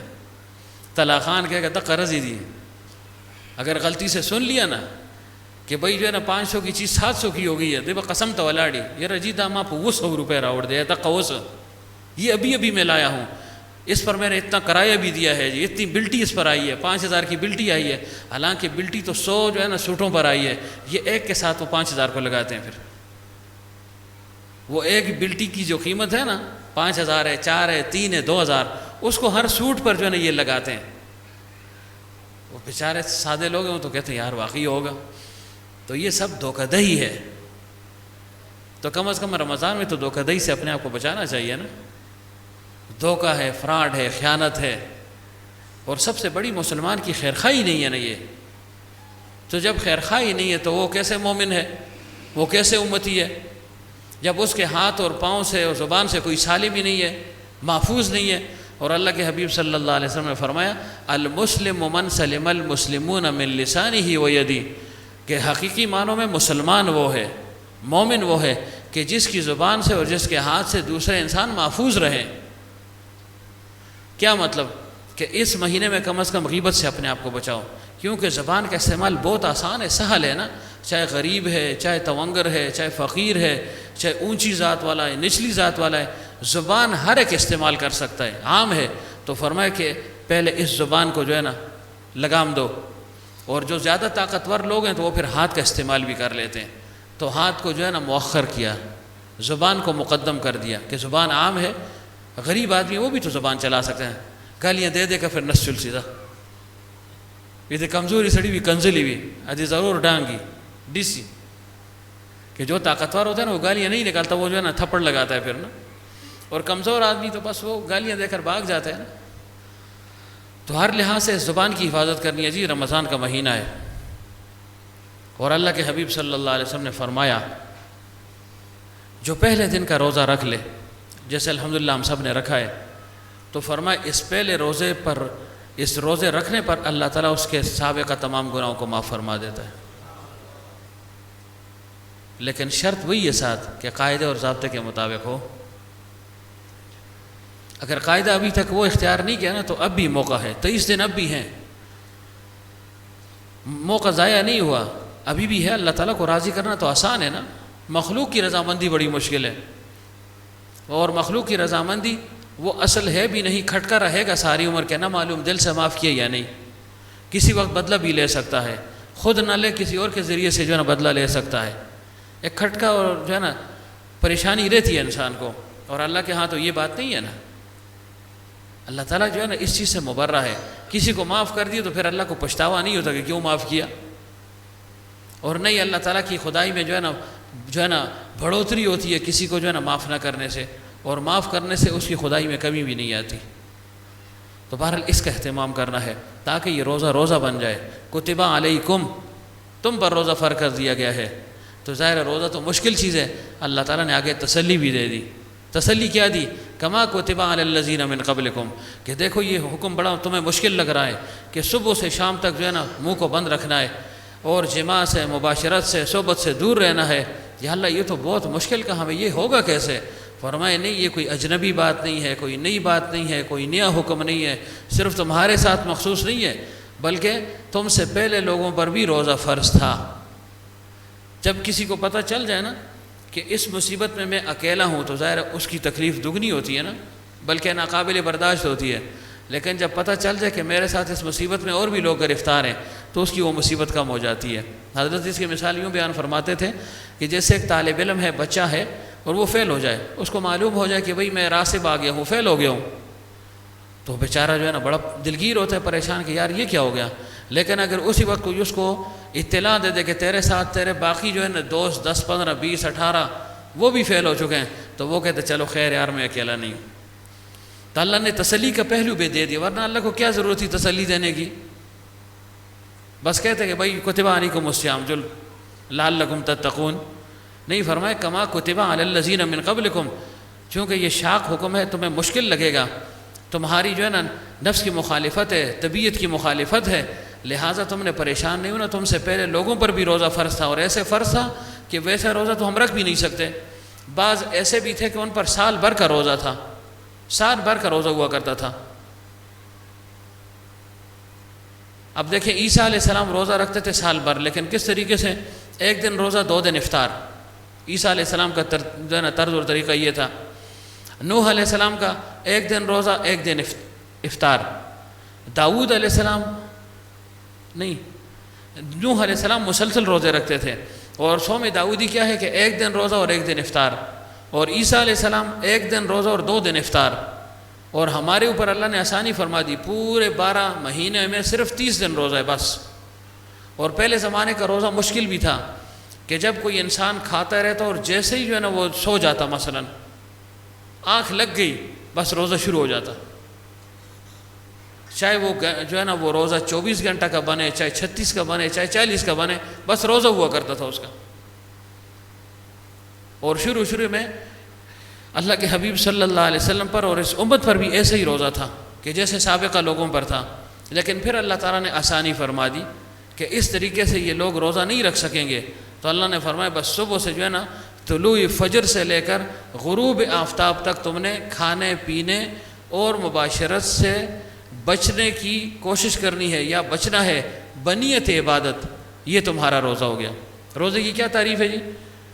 طلوع فجر سے لے کر غروب آفتاب تک کھانے پینے اور جماع سے بنیت عبادت رک جانا، یہ ہے روزہ۔ نیت نہیں ہوگی نا تو پھر تو معاملہ گڑبڑ ہے نا۔ تو فرمائے کھانے پینے اور جماع اس سے رکنا، کیوں رکنا، کیسے رکنا؟ بنیت عبادت رکنا، یہ ہے روزہ۔ اور پہلے کا روزہ کیا تھا کہ کھا رہے ہیں بس، جب جو ہے نا نیند آ گئی اور معمولی سے جو ہے نا 1 سیکنڈ کے لیے بھی آنکھ بند ہو گئی، جاگ گئے تو روزہ شروع۔ اور اب تو ساری رات اگر کوئی جاگے، کوئی سوئے، مباشرت کرے، کھائے نہ کھائے، اس کی مرضی، اس کو آزادی حاصل ہے۔ پہلے یہ چیز نہیں تھی۔ ایک صحابی کے متعلق ذکر ہے نا، پہلے بیان ہو بھی چکا ہے کہ وہ کام سے جو ہے نا آئے، تھکے ماندے ہوئے تھے، گھر والوں سے کہا کھانے کا انتظام فرمائے، کھانا ہے نہیں میں لیکن جلدی آپ کے لیے تیار کرتی ہوں، یا کہیں اڑوس پڑوس میں آپ کے لیے دیکھتی ہوں۔ جیسے ہی وہ باہر نکل گئیں، تیاری کرنے لگیں یا لانے لگیں، ڈھونڈنے لگیں، مانگنے لگیں، اس دوران وہ اپنی چارپائی یا جہاں بھی وہ بیٹھے ہوئے تھے، لیٹے ہوئے تھے، آنکھ لگ گئی۔ تھکاوٹ اتنی زیادہ تھی کام کی کہ آنکھ لگ گئی۔ اب جیسے وہ کھانا لے کر آئے، دیکھا اس سے کہا بس جو ہے نا ہلاک ہو گئے ہو، اس سے کہا ہلاک ہو گئے ہو۔ صحابی ایک دم جاگ گیا، فرمایا کھانا تو تیار ہے لیکن آپ سو گئے ہیں، روزہ تو شروع ہو چکا ہے۔ تو وہ دن بغیر افطاری کے گزر گیا اور اگلا دن شروع ہو گیا۔ اگلے دن وہ صحابی بھی گیا کہ بھائی بس اللہ کی مرضی تھی، کیا کرتا، تھکاوٹ اتنی زیادہ تھی مجھے پتہ ہی نہیں چلا اور آنکھ لگ گئی، اب نیا روزہ شروع ہو گیا۔ اگلے دن ظہر کے وقت جو ہے نا وہ غش کھا کر گر پڑے۔ اللہ کے حبیب صلی اللہ علیہ وسلم کو اطلاع ملی جی کہ فلاں صحابی روزے کی وجہ سے جو ہے نا وہ بے ہوش ہو گیا ہے۔ تحقیق پر معلوم ہوا کہ رات کو افطاری کی نہیں، اس دوران نیند آ گئی اور جیسے ہی سو گئے تو اگلا دن کا روزہ شروع ہو گیا، کھانا اپنی جگہ پر رہ گیا۔ تو پھر اللہ تعالیٰ کی طرف سے آسانی آئی کہ میرے حبیب صلی اللہ علیہ وسلم کیسے وہ آیت کہ آپ جو ہے نا روزے کو صبح سے لے کر بس شام تک آپ کا روزہ ہے، ثم اتم الصیام الی اللیل، بس شام تک ہے، پھر سو جو بھی کرو مرضی ہے تمہاری۔ تو یہ آسانی ہو گئی نا، پہلی امتوں پر یہ آسانی نہیں تھی، 6 مہینے کے روزے ہوا کرتے تھے۔ ہاں یہ الگ بات تھی کہ بنی اسرائیل نے اپنی مرضی کے روزے بنا دیے تھے۔ موم کی ناک تھی نا ان کے ہاں بھی شریعت، جیسے ہمارے ہاں ہے، انہوں نے بھی شریعت کو موم کی ناک بنا دیا تھا، جدھر چاہا موڑ دیا۔ مثلا ان کے ہاں 30 روزے فرض تھے، بعضوں کے ہاں بادشاہ وقت بیمار ہو گیا، سب نے منت مانی کہ یا اللہ اگر اس کو صحت مل گئی تو 10 اور رکھ لیں گے، 40 کر لیں گے۔ اچھا جی، اس بادشاہ کا زمانہ چلا گیا، پیچھے ایک اور آ گیا، وہ بیمار پڑ گیا، کوئی ضرورت ایسی پڑ گئی، کوئی آفت آ گئی، تو انہوں نے کیا کہا کہ یا اللہ اگر اس کو تو نے صحت دے دی یا یہ مصیبت رفع ہو گئی تو ہم 7 دن کے روزے مزید بڑھا دیں گے، گویا 47 ہو گئے۔ پیچھے سے دوسرے جو ہے نا وہ ایک اور نسل بڑھ گئی، آ گئی، تو انہوں نے اپنی کوئی ضرورت سامنے رکھ لی کہ یا اللہ اگر یہ ضرورت پوری ہو گئی تو ایسی پورے 50 کر چھوڑتا، 50 تو رکھنے کہاں تھے انہوں نے۔ اور پھر کیا کیا انہوں نے، کیونکہ وہ تجارت کیا کرتے تھے، سفر میں رہا کرتے تھے، تو اس وجہ سے انہوں نے اللہ تعالیٰ سے یہ معاہدہ کر لیا، خود ساختہ معاہدہ کہ یا اللہ یہ جو روزے ابھی گرمی میں فرض ہو رہے ہیں، یا اللہ گرمی میں تو ہم ادھر ادھر نکلتے ہیں، بھاگتے پھرتے ہیں، تجارت کرتے ہیں، تو یا اللہ اس مہینے کو ہم گویا جو ہے نا ایسے سمجھے دسمبر کے مہینے میں ہم روزے رکھیں گے، اور یا اللہ تو ناراض رہو نا ہم 10 پیس جو ہے نا زیادہ رکھ لیں گے، لیکن دی میاشتی تو منگ برابر نہیں ہوا رہے، منگتا تھا نہیں وزگار یا اللہ، ہم اپنے کاروبار میں مشغول ہیں یا روزے رکھیں گے۔ تو ایسے جو ہے نا پینترے انہوں نے بدلے۔ تو کہنے کا مقصد یہ کہ روزے ان لوگوں پر بھی فرض تھے، لیکن کیسی سختی کے ساتھ تھے، ہمارے اوپر تو وہ سختی نہیں ہے نا۔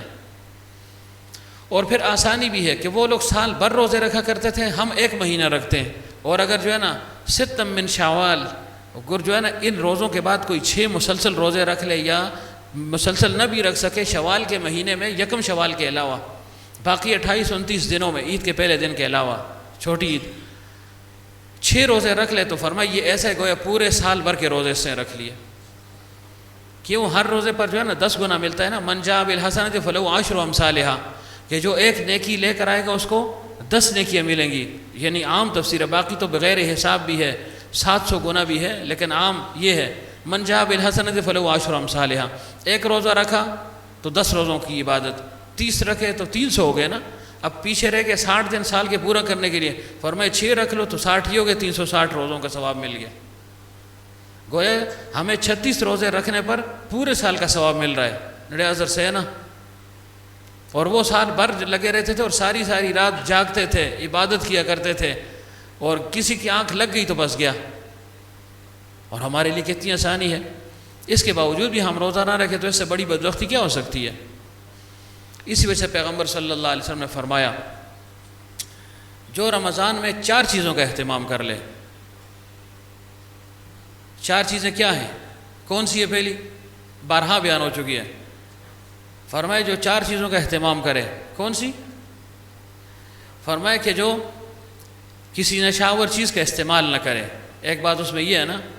دوسری یہ کسی مسلمان پر بہتان نہ لگائے. پہلی بات یہ کہ اس رمضان کے مہینے میں اپنے نفس کی حفاظت کرے. گویا یہ سمجھ لیں آگے نفس کی حفاظت کی تفصیل ہے, تو آپ 4 بھی کہہ سکتے ہیں, 3 بھی کہہ سکتے ہیں اس کو, سمجھ گئے نہیں؟ ظاہر ہے نفس کی حفاظت کیسے ہوگی آگے بیان ہو رہا ہے. تو بہرحال پہلی بات کیا کہ جو اس مہینے میں اپنے نفس کی حفاظت کرے. نمبر 2, نشہ آور چیز سے دور رہے, نشہ آور چیز استعمال نہ کرے. ہر وہ چیز جو انسان کو نشہ دلائے نشہ آور چیز ہے. کیا خیال ہے؟ ہر وہ چیز جو انسان کو نشہ دلائے نشہ آور ہی ہے نا. آپ کہیں پھر تو چائے میں بھی نشہ ہے. یعنی اس کا اطلاق عرف پر ہے.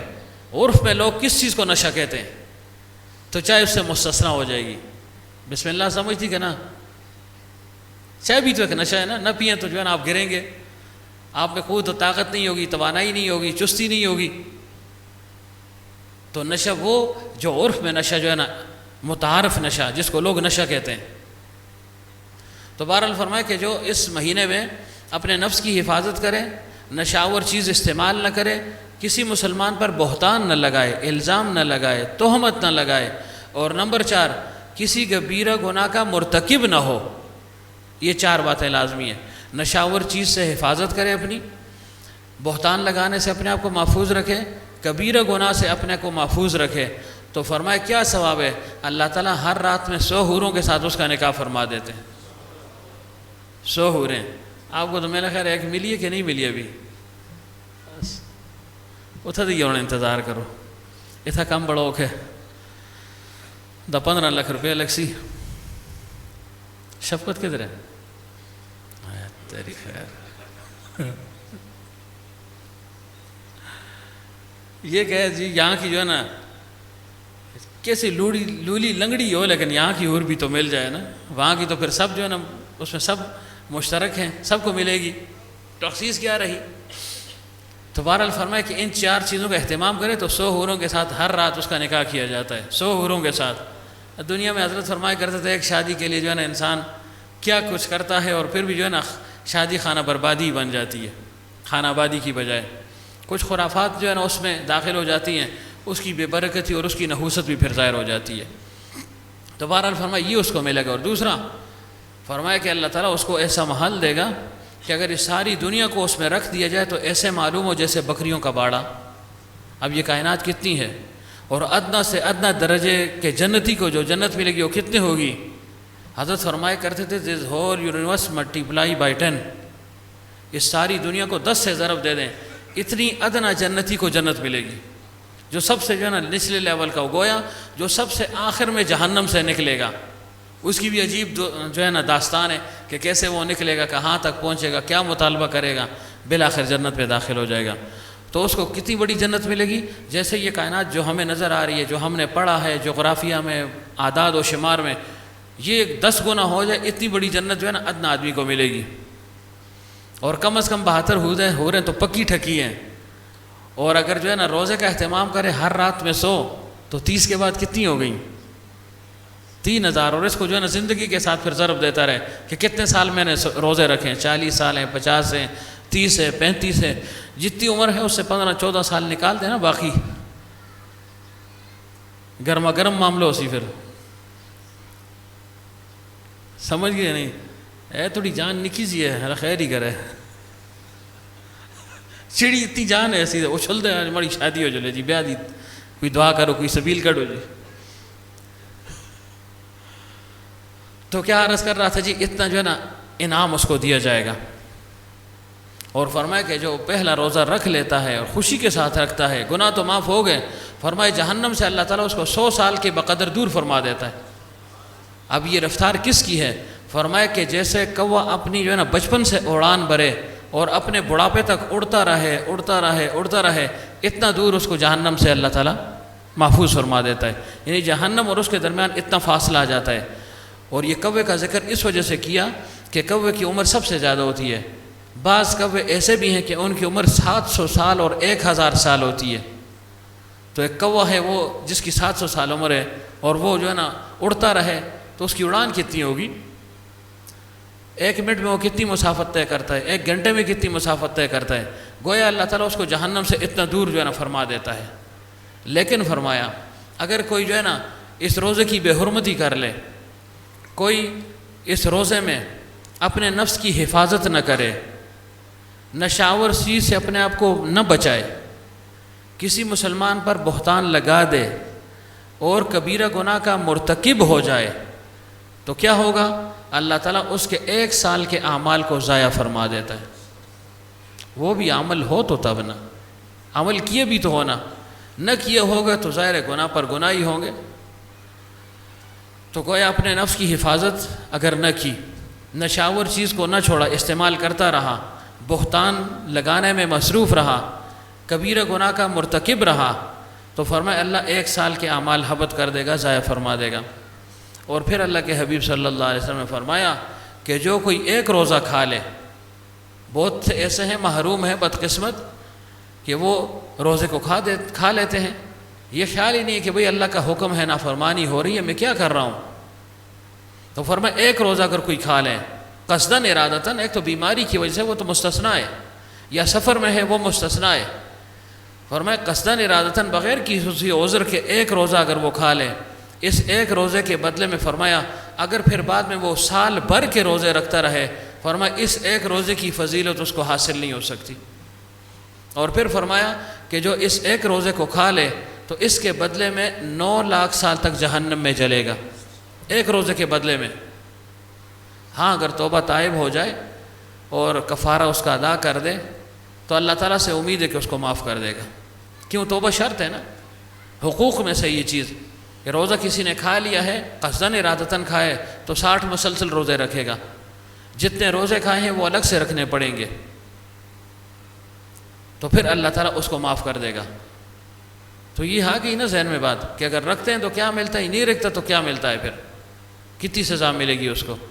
اور فرمایا اللہ تعالیٰ نے باب الریان ایک خاص دروازہ تیار کر رکھا ہے۔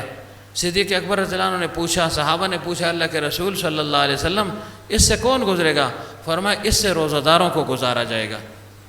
اور صدیق اکبر رضی اللہ عنہ سے فرمایا تجھے تو گزارا جائے گا، بلکہ تجھے جنت کے 8 دروازے پکاریں گے، صدیق یہاں سے اندر داخل ہو جاؤ، دوسرا دروازہ کہے گا یہاں سے داخل ہو جاؤ، تیسرا کہے گا مجھ سے داخل ہو جاؤ، تمہاری تو شان ہی فرمایا کہ وہ الگ ہے۔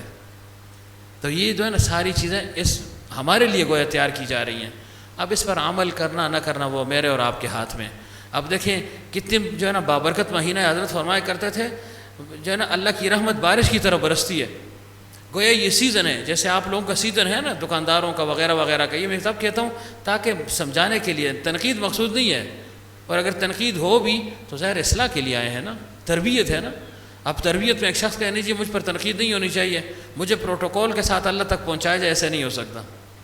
ایسے پروٹوکول ملتا تو انبیاء کو سب سے زیادہ ملتا۔ نوح علیہ السلام کے متعلق آتے جب وہ تقریر کے لیے اٹھتے واعظ فرماتے تو لوگ ان کے گلے سے پکڑ کر ان کو جو ہے نا گلا گھونٹ دیتے تھے، پھینک دیتے تھے کہ شاید مر گیا ہے، نعوذ باللہ، پھر جو ہے نا اٹھ جاتے تھے، اور کبھی جو ہے نا ان کو بوری میں بند کر کے جو ہے نا پھینک دیا کرتے تھے، جتنا نخلاصی کو، نعوذ باللہ۔ تو پھر اللہ ان کو پروٹوکول دیتا، ایسے پروٹوکول نہیں ملتے، سختی کے بعد پروٹوکول ہے، ان مع العسر یسرا۔ تو کیا بات کر رہا تھا میں؟ کوئی خاص بات تھی؟ ہاں سیزن ہے نا، نیکیوں کا سیزن ہے، تو فرمایا اگر کوئی 1 فرض پڑھتا ہے تو اس کا ثواب کتنا ہے؟ 70 فرض کے برابر ملتا ہے۔ اس وجہ سے میں قضا نمازوں والوں کو کہتا ہوں بھائی اس میں قضا نمازیں زیادہ پڑھو، قضا تو تم نے پڑھنی ہے تو چلو یہ جو ہے نا فضیلت بھی تمہیں حاصل ہو جائے گی نا، فرض کو دوبارہ پڑھ رہے ہو، اس کی قضا لوٹا رہے ہو، تو اللہ سے امید ہے کہ ضرور اس پر جو ہے نا تمہیں 70 گنا دے گا۔ اور فرمایا اگر کوئی نفل پڑھتا ہے تو اس نفل کا ثواب فرض کے برابر ملتا ہے۔ فرض تو فرض ہے، نفل نفل ہے، لیکن فرمایا نفل کی اتنی اہمیت ہے کہ نفل جو پڑھ رہا ہے گویا یہ فرض کو ادا کر رہا ہے، اور جو فرض پڑھ رہا ہے گویا یہ فرض اس نے 70 دفعہ پڑھ لیا ہے، اتنا اجر اور ثواب ہے۔ اور پھر فرمایا جو ان تراویح میں، اور یعنی سارا دن، لیکن تراویح چونکہ سنت عمل ہے، سنت عبادت ہے، رمضان کے ساتھ مخصوص ہے، اس میں بھی سستی نہ کریں، اور پوری 20 پڑھنی ہے، 8 نہیں پڑھنی۔ آپ کہیں کیا پتہ 8 ہوں تو کیا پتہ 20 ہوں، دونوں باتیں ہیں نا، چلو ہم مانتے ہیں کیا پتہ 8 ہو، تو 20 والے کو اللہ پکڑے گا نہیں، اس کو جو ہے نا جہنم میں نہیں جو ہے نا پھینکے کہ 8 کیوں نہیں پڑھی. لیکن اگر خدا نہ خواستہ 20 ثابت ہو گئی، چلو ہم تمہاری مان لیتے ہیں، اور تم نے پڑھی 8، تو ان 12 کا کیا جواب دو گے کہ کیوں نہیں پڑھی؟ اور 20 والے سے 8 کے متعلق پوچھ رہی ہوگی، یعنی 20 کے متعلق پوچھ رہی ہوگی، اس سے 8 کی ہوگی، وہ 8 پڑھ چکا ہے. اور 8 والے سے اگر 20 کا مطالبہ ہو، وہ کیا بیان کرے گا پھر؟ تو دیکھیں جو ہمارا حنفیوں کا مذہب ہے، مقلد ہیں ہم جو ہے نا امام ابو حنیفہ کے، بس اس پر جو ہے نا ہمیں چلنا چاہیے. اور ثواب کتنا ملتا ہے؟ فرمایا کہ ایک سجدے پر اللہ تعالیٰ 1500 سے لے کر 2500 تک نیکیاں عطا فرماتا ہے. تو ظاہر ہے جتنے زیادہ سجدے ہوں گے تو اتنے زیادہ جو ہے نا پھر نیکیاں بھی تو ملیں گی نا. 8 پڑھیں گے تو ظاہر ہے کتنے سجدے ہو گئے جی؟ کتنے سجدے ہو گئے؟ 16 ہو گئے نا. اور اگر 20 پڑھیں گے تو 40 ہو گئے نا.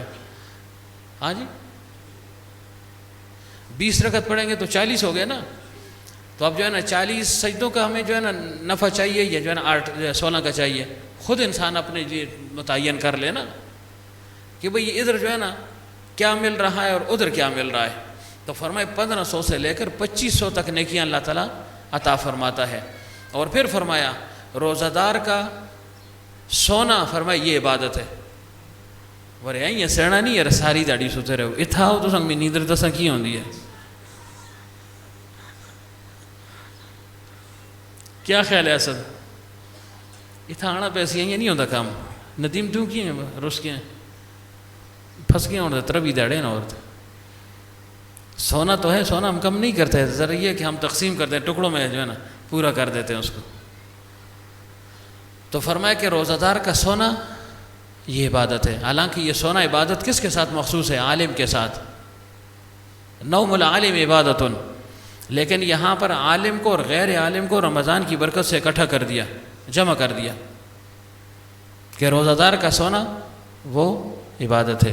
اور اس کا خاموش رہنا، مثلا تلاوت کر کے تھک گیا ہے، معمولات کر کے تھک گیا ہے، او شاہ صاحب نہ لو تروٹے ترٹے دائیں ٹیک لائی دی بیٹھے دائیں چور دے لگے دائیں، خاموش ہے.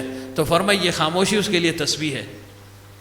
خاموشی بھی تسبیح ہے، زبان بھی نہیں ہل رہی، ہاتھ بھی نہیں ہل رہا، دل و دماغ بھی کہیں اور ہے، بالکل خاموش بیٹھا ہوا ہے کہ بھئی تھوڑا سا جو ہے نا سکون ہو جائے، آرام ہو جائے، ذرا تازہ ہو جاؤں پھر کروں گا. تو فرمایا یہ جو خاموشی کا جو ہے نا دورانیہ گزر رہا ہے، یہ فرمایا اس کے لیے تسبیح کے برابر ہے. اور فرمایا ہر چیز اس کے لیے دعا کرتی ہے. بستر جہاں لیٹتا ہے وہ دعا کرتی ہے اس کے لیے، بستر بھی دعا کرتا ہے. تکیہ سرہانہ جو ہم جو ہے نا رکھتے ہیں آرام کے لیے، فرمایا وہ اس کے لیے دعا کرتا ہے. اسی طرح فرمایا جوتا جو ہم پہنتے ہیں ہماری ضرورت کی چیز ہے، فرمایا وہ بھی اس کے لیے دعا کرتا ہے. جوتا کیا دعا کرتا ہے؟ یا اللہ تو اس کو پل صراط پر ثابت قدم رکھ. اس سے بڑی کون سی دعا ہوگی؟ یہی تو چاہیے نا. ہر انسان نے گزرنا ہے نا. ام منکم الا واردھا کان علی ربک حتما مقضیہ.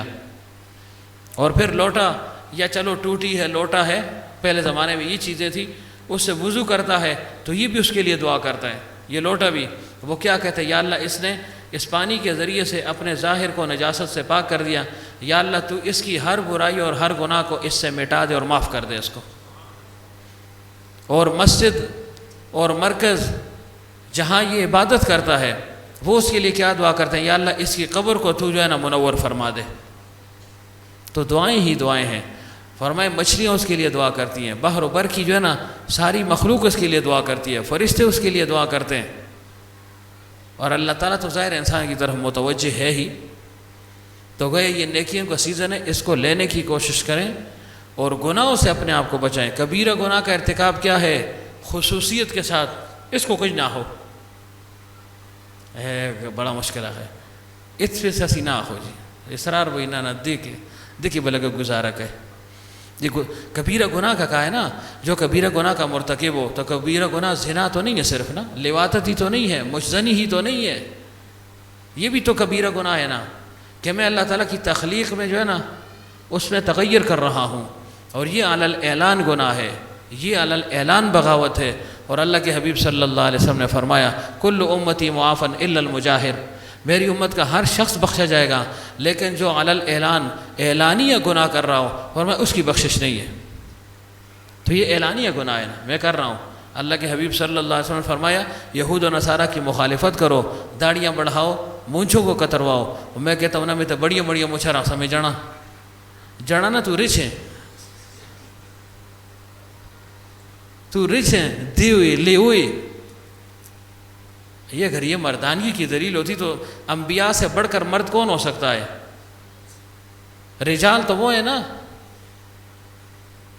ہم تو پھر خنسا مشکل ہی ہیں. پھر رجال تو نہ ہوئے نا.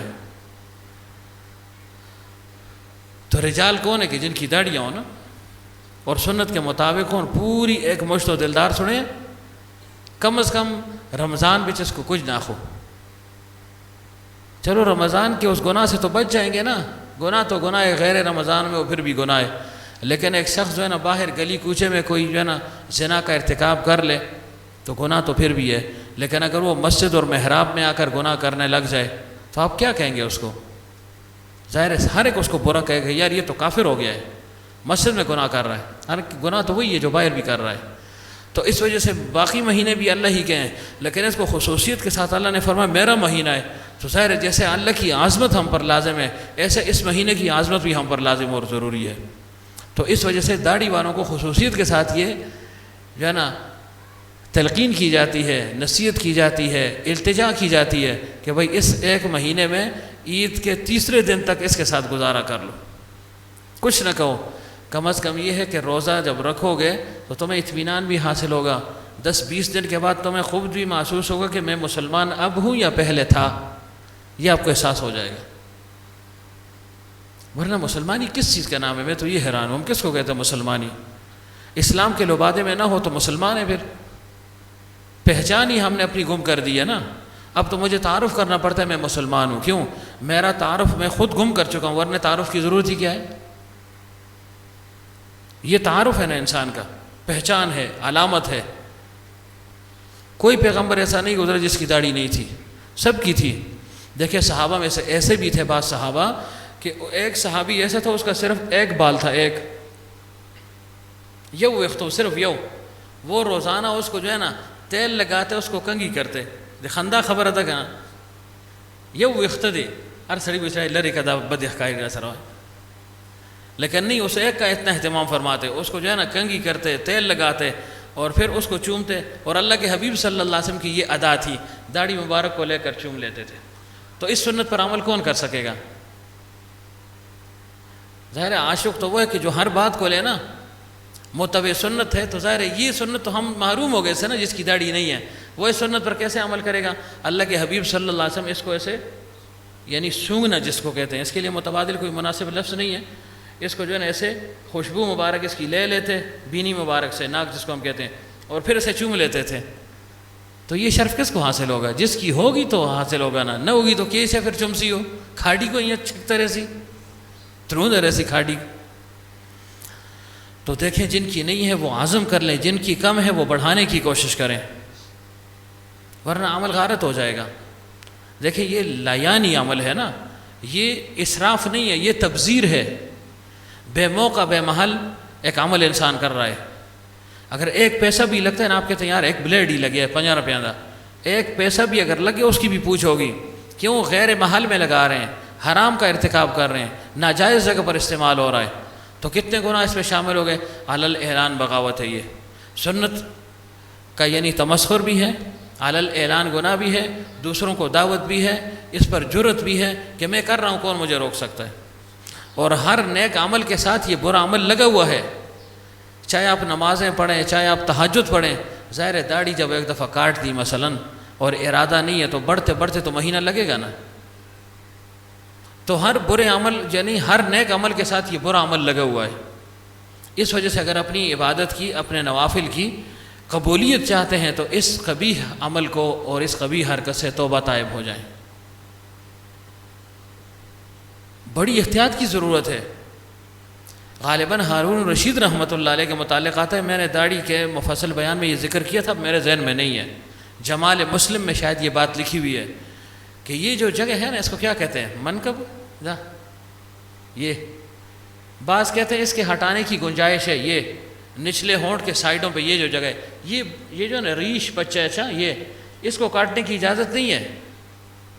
یہ بچے جو ہے نا، یہ بچہ ہے نا، تو بچے کو تکلیف دینا تو پھر بڑے کو تکلیف ہوتی ہے نا. تو لوگ بعض اوقات اس کو کاٹ دیتے ہیں، منہ میں لگتا ہے، بھائی اس کو تیل لگاؤ، کوشش کرو، بیٹھ جائے گی نا. یہ کوئی دلیل نہیں ہے کہ مجھے نا منہ میں لگ رہی ہے. تو فرمایا یہ جگہ اگر کوئی ہٹا دیتا تھا تو غالباً ہارون رشید رحمۃ اللہ علیہ کا قول ہے یا امام مالک کا، فرمایا یہ مردود الشہادت ہے، لڑکوائے دے، زیادہ شہادت قبول نہ دے. تو جس کی داڑھی سرے سے نہ ہو، جس کی داڑھی سنت کے مطابق جو ایک مٹھی ہے اس سے کم ہو، تو کیا وہ قبول جو ہے نا وہ اس کی شہادت قبول ہوگی؟ قبول شہادت نہیں ہے.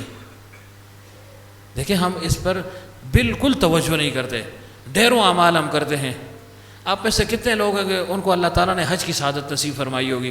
کتنے ہیں جن کو عمروں کی شہادتیں نصیب ہوئی اور بار بار نصیب ہوئی؟ بعض ویسے چلو ایک دفعہ گیا، بعض ایسے خوش قسمت ہے کہ اللہ تعالیٰ ان کو بار بار توفیق دیتا ہے، ایک سے زیادہ دفعہ توفیق مل گئی. تو بھئی اگر تمہیں توفیق مل گئی اور اس میں کوئی جو ہے نا بڑھوتری نہ آئی تو یہ پھر کس چیز کی دلیل ہے؟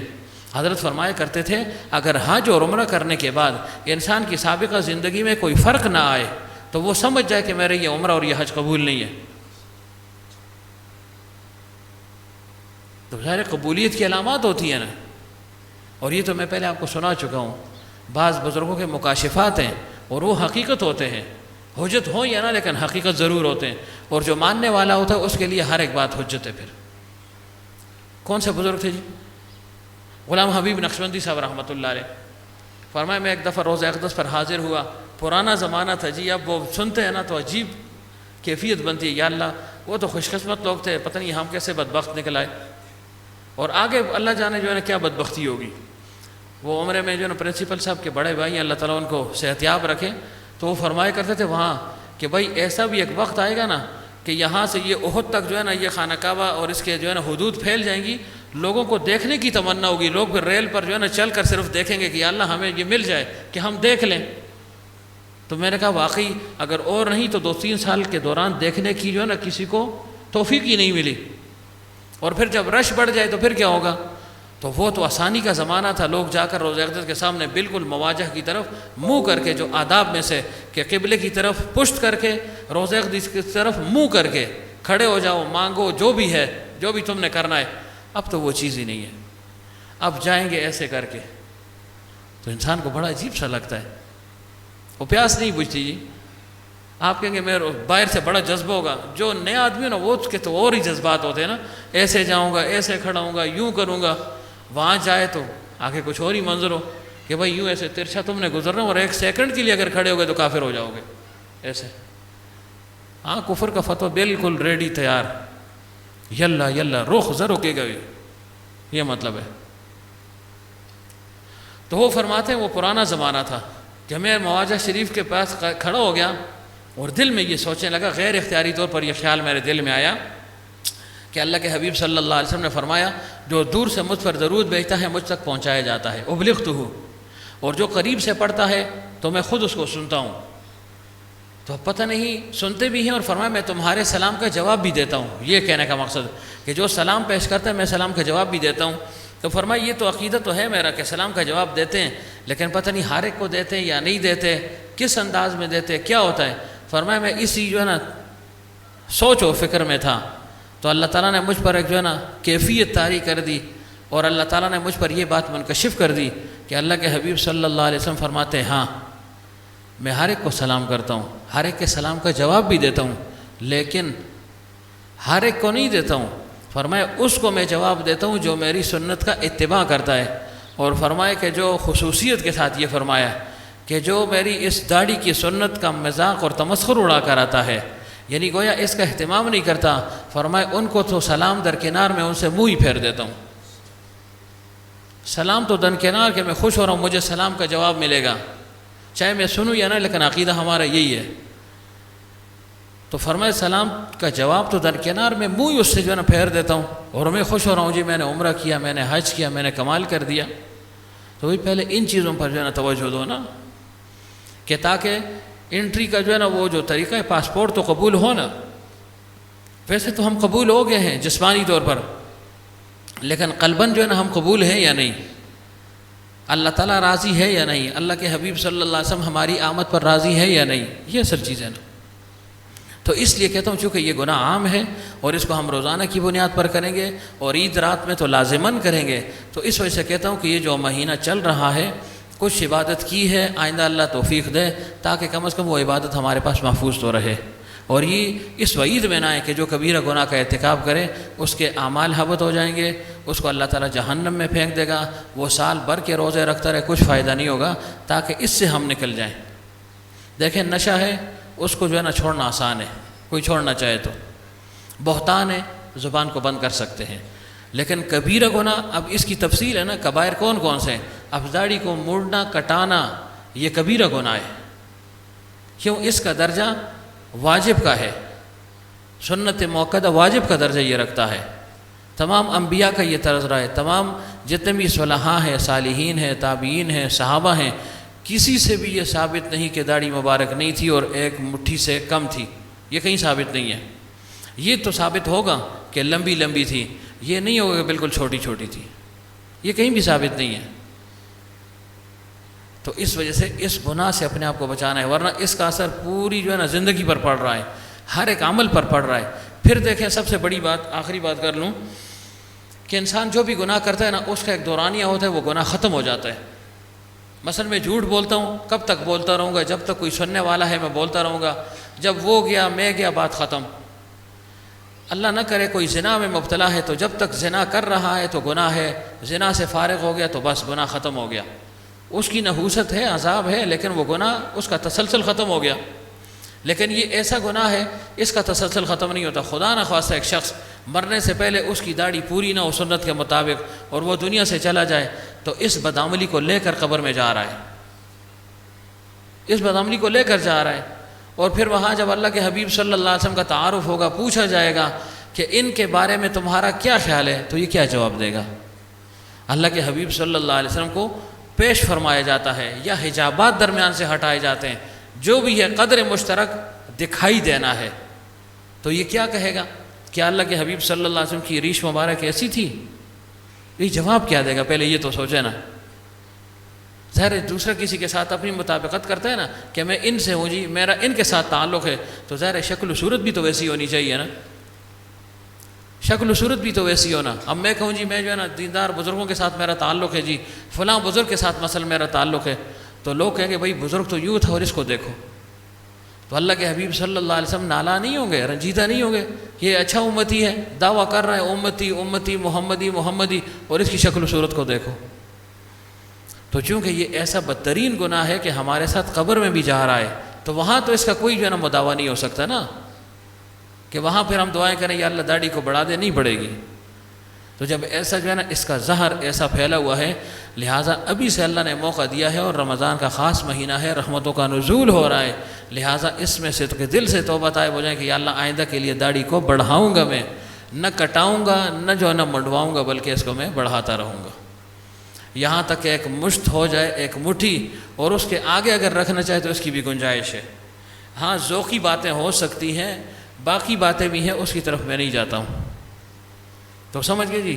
تو ان چیزوں کا اہتمام کرنا ہے، رمضان کی تراویح کا اہتمام کرنا ہے، باجماعت نماز کا اہتمام کریں گے، کم از کم یہ مہینہ تو جماعت کے ساتھ گزر جائے، تو یہ اس کا اثر حضرت فرمایا کرتے تھے آئندہ 11 مہینوں پر پڑے گا۔